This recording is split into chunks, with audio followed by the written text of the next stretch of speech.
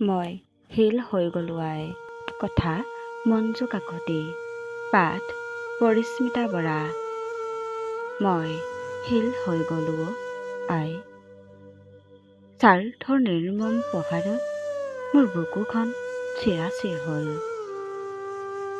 সেই বাটে আৰু নেমাতিবি আই, শোকে মোৰ কলিজা শিপাই। ল'ৰালিৰ মায়াহনা স্মৃতিয়ে দোলা নিদিয়ে এতিয়া তোমাৰ সোঁৱৰণত।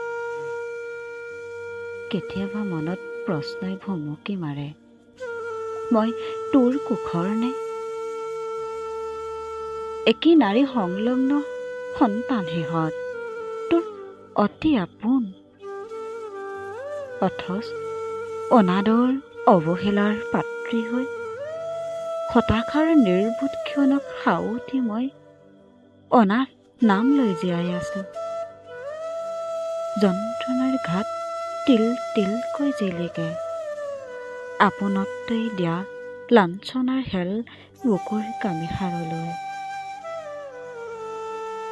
যদিওবা মুমূৰ্ষ পৰত মোৰ কাতৰ দুচকুৰ উজ্জ্বলে তোৰ কোচত নিতাল মৰাৰ পল আৰু হাতৰ সুস্বাদু ব্যঞ্জন।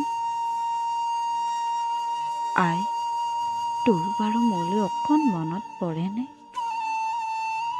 কেনেকৈ পাৰিলি তই লক্ষ্মণ ৰেখাৰ বান মাৰিবলৈ নিজৰ কুখৰ লগত? তেজৰ সম্পৰ্ক আজি মহাভাৰতৰ চক্ৰবেহুত।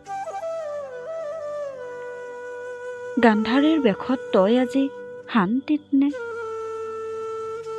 তোৰ নিষ্ঠুৰ আস্ফালনত মোৰ অস্তিত্ব আজি শূন্য।